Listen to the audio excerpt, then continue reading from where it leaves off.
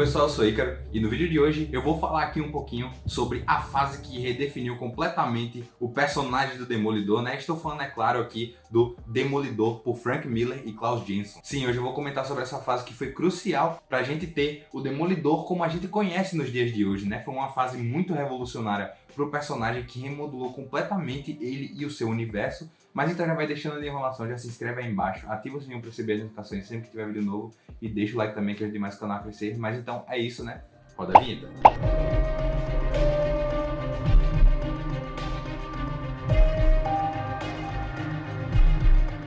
No final dos anos 70 e início dos anos 80, o Demolidor passava por uma fase difícil e ia mal nas vendas. A Marvel até cogitou em um possível cancelamento da revista. Foi aí que um jovem rapaz chamado Frank Miller entrou na revista, inicialmente só desenhando e dando algumas sugestões sobre a história, até que a Marvel decidiu dar uma chance para ele. Então, além de desenhar, ele também começou a escrever as histórias do demônio de Hell's Kitchen. E isso subiu muito o número de vendas. E aos poucos o Miller ele foi reformulando o personagem, deixando ele um pouco mais pé no chão, dando um tom mais realista e sombrio nas suas histórias, abordando mais o crime organizado de Nova York. E ele acerta muito no tom das histórias, já que ele adorava histórias policiais e filmes noir. Não à toa, ele é o escritor de Sin City. E fica perceptível essas inspirações que ele teve. Ele mostra a cidade suja, podre, inundada pelo crime, mas ao mesmo tempo mostra o Demolidor de uma forma mais alegre, até por se dizer, divertida, andando pelos telhados de Nova York, com um grande senso de liberdade. Inclusive, nos extras do segundo volume, tem uma entrevista com o Frank Miller e o Klaus Janson, onde o Miller diz que quando estava desenhando Nova York, ele se importava mais com você sentir a cidade do que necessariamente desenhar exatamente ela, fazer uma replicação ali da cidade de Nova York em desenho. Então a gente vai acompanhando o Demolidor por vários lugares da cidade, mas tem um certo foco ali no bar da Josie, onde é o melhor lugar para ele conseguir informações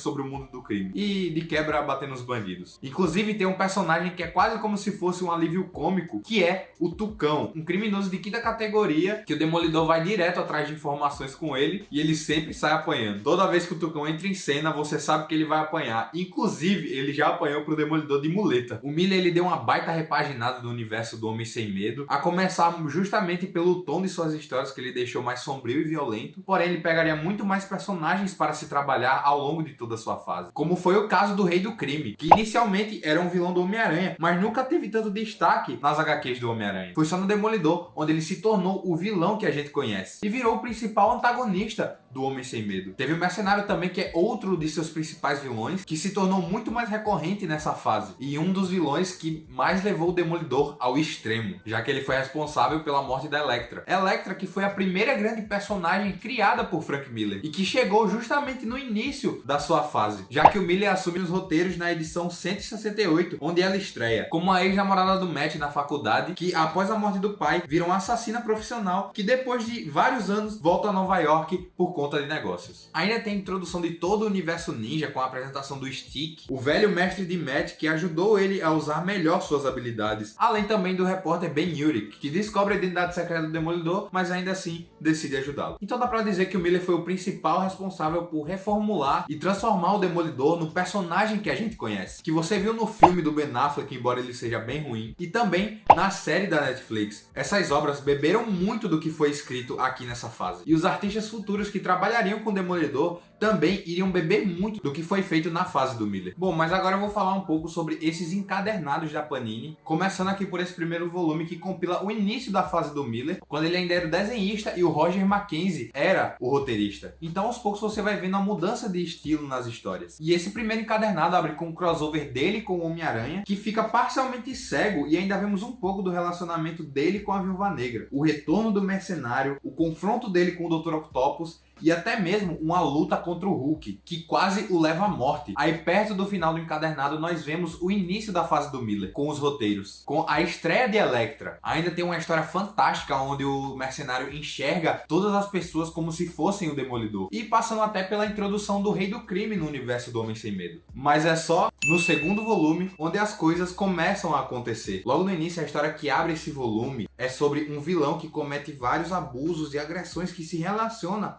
ao passado da secretária do Matt. É uma história bem pesada e impactante. E nessa época era discrepante a diferença entre as histórias do Demolidor e de outros heróis da Marvel, porque haviam temáticas que eram abordadas aqui que não haviam sido abordadas em nenhum outro quadrinho da Casa das Ideias. E aí aqui temos mais aparições da Elektra e a parte dos ninjas que vai perdurar por tanto tempo na história do personagem. E eu acho muito interessante também a maneira como o Miller ele trabalha a relação do Matt Murdock com seu pai. Tem uma história em que o Matt ele perde os poderes e busca a ajuda do Stick. Daí ele vai se lembrando do passado, principalmente de suas origens, com um destaque gigantesco para o seu pai que cobrava muito dele, para ele se transformar num advogado renomado e não num lutador como ele. O Miller até revela na entrevista que eu falei dos extras que o Matt gastou 20 anos da sua vida para se tornar um ótimo advogado, que é muito por conta do seu pai. Então é por isso que quando ele assume o manto de Demolidor, ele se sente livre de todas as amarras dos desejos de seu pai e faz o que ele quer realmente. E ainda aqui nesse segundo volume tem a fatídica morte da Elektra nas mãos do mercenário. E cara, o Miller ele manda muito bem na ação. Toda a arte no geral, com colaboração do Klaus Jensen na arte finalização, as composições visuais são incríveis, com painéis e cores muito vibrantes e às vezes até claustrofóbicos. Eu gosto muito quando mostram as partes que tem os batimentos cardíacos e é agonizante quando eles vão caindo. Os caras são mestres na construção de suspense e ação. E é muito interessante porque após a morte da Elektra, os fãs eles ficaram revoltados com o Frank Miller. E como não, né? Ele tinha feito uma personagem muito boa para matar ela muito cedo. Tanto é que ele voltou atrás nessa decisão. E já nesse terceiro volume, ele traz a Elektra de volta, para poder futuramente trabalhar melhor a personagem. Mas é a história que finaliza essa fase do Miller que para mim foi a mais impactante. Eu fico pensando em como a Marvel aprovou isso na época que ele escreveu. Porque nessa história, o Demolidor ele vai visitar um mercenário que tá todo lascado no hospital e simplesmente decide fazer uma roleta russa com o vilão. Enquanto é contado uma história e aos poucos ele vai puxando o gatilho. E é muito angustiante, é muito tenso essa história. E essa história ela fala muito sobre princípios. Também mostrando que ambos esses personagens eles são dois opostos. E que por conta do Demolidor não matar o mercenário, isso ocasiona as chances do mercenário continuar fazendo seus assassinatos. Então é um HQ bem visceral e encerrou muito bem a fase do Frank Miller no Homem Sem Medo. Mais tarde o Miller ainda voltaria para escrever alguns arcos do Demolidor, como é o caso de Amor e Guerra, O Homem Sem Medo, que conta a origem de Matt Murdock, e a sua história mais importante com a queda de Murdock. Mas essa fase aqui é sem dúvida indispensável para quem gosta de quadrinhos e principalmente quem gosta do personagem do Demolidor, já que dá para dizer que foi aqui onde o personagem ele renasceu e se tornou aquilo que a gente conhecia. No geral é uma fase muito bem executada, com histórias fantásticas, com uma leitura muito boa, fácil e que flui muito bem, com uma arte igualmente boa, com várias composições visuais incríveis e com cenas de ação de tirar o fôlego. É até interessante pensar que boa parte das histórias em quadrinhos nos anos 80 a gente tem meio que se situar na época para poder comprar o que a gente tá lendo. Só que no caso dessas histórias, elas envelheceram muito bem. E é super de boa ler isso aqui nos dias de hoje e é com certeza um material indispensável na sua coleção.